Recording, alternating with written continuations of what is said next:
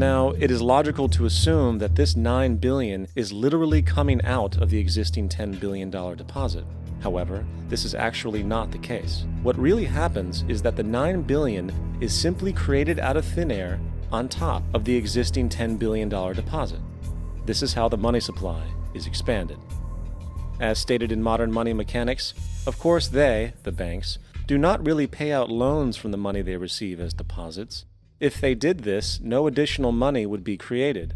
What they do when they make loans is to accept promissory notes, loan contracts, in exchange for credits, money, to the borrower's transaction accounts.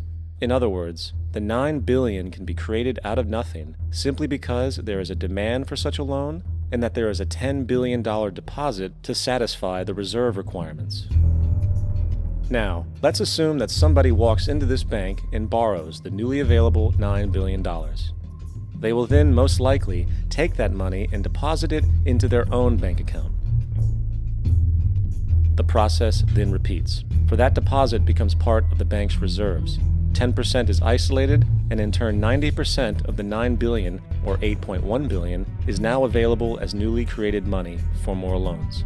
And of course, that 8.1 can be loaned out and redeposited, creating an additional 7.2 billion, to 6.5 billion, to 5.9 billion, etc. This deposit money creation loan cycle can technically go on to infinity. The average mathematical result is that about $90 billion can be created on top of the original $10 billion. In other words, for every deposit that ever occurs in the banking system, about 9 times that amount can be created out of thin air. Money jitters. Ask the obliging Bank of America for a jar of soothing instant money, M-O-N-E-Y, in the form of a convenient personal loan. So, now that we understand how money is created by this fractional reserve banking system, a logical yet elusive question might come to mind. What is actually giving this newly created money value? The answer? The money that already exists. The new money essentially steals value from the existing money supply. For the total pool of money is being increased irrespective to demand for goods and services. And as supply and demand finds equilibrium, prices rise, diminishing the purchasing power of each individual dollar.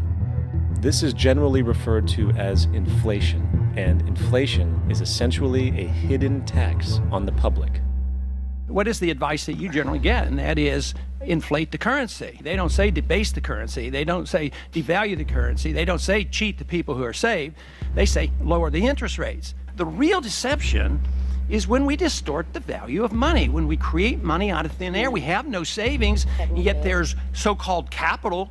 So my question boils down to this: how in the world can we expect to solve the problems of inflation, that is, the increase in the supply of money, with more inflation? Of course, it can't.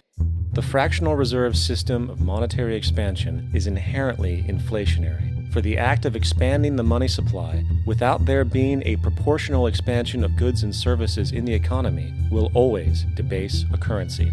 In fact, a quick glance at the historical values of the US dollar versus the money supply reflects this point definitively, for the inverse relationship is obvious. $1 in 1913 required $21.60 in 2007 to match value.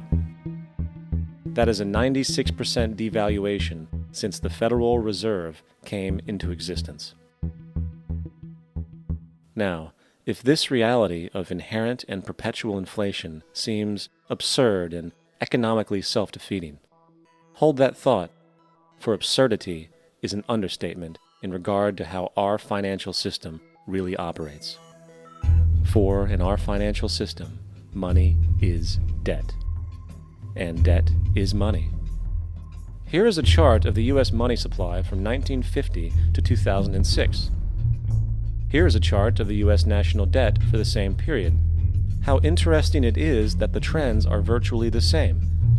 For the more money there is, the more debt there is.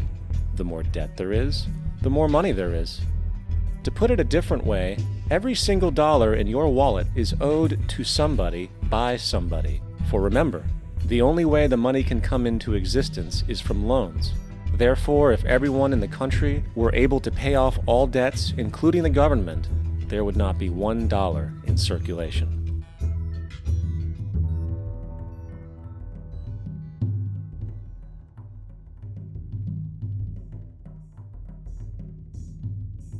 In fact, the last time in American history the national debt was completely paid off was in 1835 after President Andrew Jackson shut down the central bank that preceded the Federal Reserve.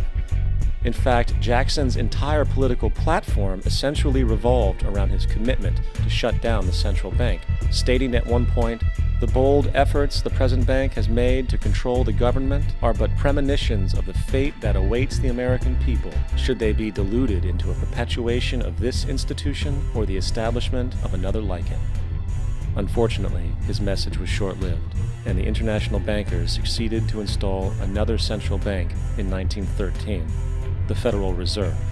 And as long as this institution exists, perpetual debt is guaranteed. Now, so far we have discussed the reality that money is created out of debt, through loans. These loans are based on a bank's reserves, and reserves are derived from deposits. And through this fractional reserve system, any one deposit can create 9 times its original value, in turn debasing the existing money supply, raising prices in society. And since all this money is created out of debt and circulated randomly through commerce, people become detached from their original debt, and a disequilibrium exists where people are forced to compete for labor in order to pull enough money out of the money supply to cover their costs of living. As dysfunctional and backwards as all of this might seem, there is still one thing we have omitted from this equation. And it is this element of the structure which reveals the truly fraudulent nature of the system itself: the application of interest. When the government borrows money from the Fed, or when a person borrows money from a bank, it almost always has to be paid back with accrued interest. In other words, almost every single dollar that exists must be eventually returned to a bank with interest paid as well. But if all money is borrowed from the central bank and is expanded by commercial banks through loans, only what would be referred to as the principal is being created in the money supply. So then, where is the money to cover all of the interest that is charged? Nowhere. It doesn't exist. The ramifications of this are staggering, for the amount of money owed back to the banks will always exceed the amount of money that is available in circulation.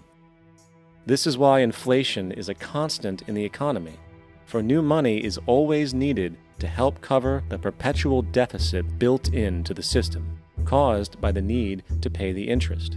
What this also means is that mathematically, defaults and bankruptcy are literally built into the system, and there will always be poor pockets of society that get the short end of the stick. An analogy would be a game of musical chairs, for once the music stops, somebody is left out to dry. And that's the point. It invariably transfers true wealth from the individual to the banks. For if you are unable to pay for your mortgage, they will take your property. This is particularly enraging when you realize that not only is such a default inevitable due to the fractional reserve practice, but also because of the fact that the money that the bank loaned to you didn't even legally exist in the first place. In 1969, there was a Minnesota court case involving a man named Jerome Daly, who was challenging the foreclosure of his home by the bank which provided the loan to purchase it. His argument was that the mortgage contract required both parties, being he and the bank, each put up a legitimate form of property for the exchange. In legal language, this is called consideration.